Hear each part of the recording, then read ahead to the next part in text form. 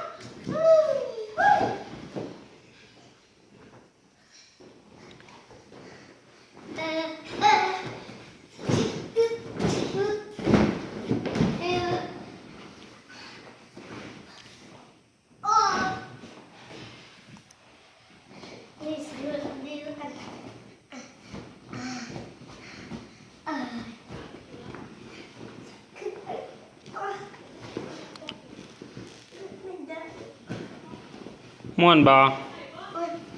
ม่วนให้งาซุปอ่านี่ดู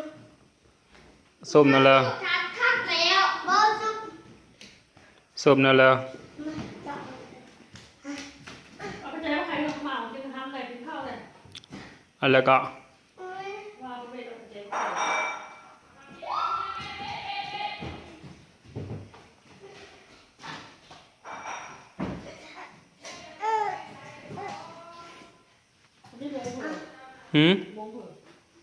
ซัก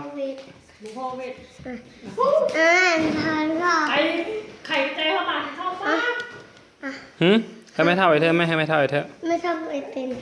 ลุงก็เจ็ดเป็นนะจะแซงเวทก่อนเดี๋ยวไปแล้วไปไข่ใจเข้ามาเข้ากันโอ้ยแม่อ้าวก็อุ้มน้องอยู่ดิเอาเลยนะลุงเอ็ดบุเป็นเด้เป็นเวทสดเมื่อกี้เลยถ้าพ่ออาบน้ำแล้วพ่อไม่เท่